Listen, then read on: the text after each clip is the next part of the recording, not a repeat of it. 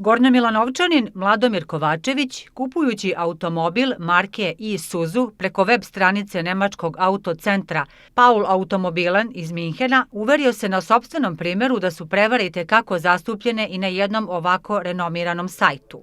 Umjesto naručenog očuvanog automobila sa fotografije, dobio je auto koji je, kako kaže Kovačević, samo za otpad. U pitanju je Thomas Paul iz Minhena koji je iskoristio jednu mogućnost da prevari naivne kupce tako što je u salonu pokazao sliku jednog automobila, a zatim u papirima, u predračunu koji je plaćen preko firme, je stavio broj šasije od ovog automobila i poslao nam otud ovaj automobil putem šlep službe.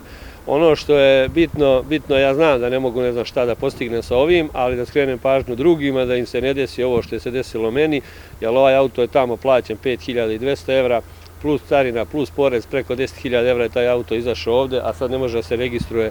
Eto, ono što je meni najbitnije jeste razbiti tu famu o tim poštenim Nemcima, oni nisu sigurno pošteni, jer ovo je prestižna kuća u Minhenu koja bi trebala da se zastidi šta je uopšte isporučila. Znači ovdje nije pitanje više što sam ja prevaren, nego to je auto koji ne bi trebao da bude uopšte u prodaji, to je auto koji je za otpad, to nije auto za ulicu. Eto, to je meni, više mi je to, ja znam da ne mogu da postignem ništa jer su oni pravno se potkovali, ali eto to je ono što ja mogu da kažem. U pregovorima o kupovini automobila sa gospodinom Paulom Thomasom učestvovala je Mladimirova rođaka Svetlana, koja tečno govori nemački jezik. Iako je auto bio blago oštećen, što se videlo na poslatim snimcima, kupac je pristao na kupovinu uplativši iznos preko svoje firme. Međutim, kada je auto stigao, proverili su šasiju i vidjeli da je varena. Tokom razgovora sa Thomasom, Svetlana je iznela primedbu u vezi sa šasijom i izgledom automobila, ali i tehničkim nedostacima. Ipak, umjesto da prodavac izrazi želju da se problem reši, on nudi neverovatno rešenje.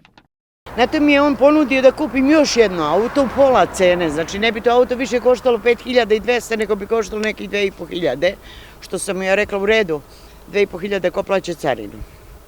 Pa kao vi onda možete da imate rezervne delove. Na to mi nismo pristali i onda je on nama hladnokrvno rekao, pa to je eksport, vi ste ga kupili.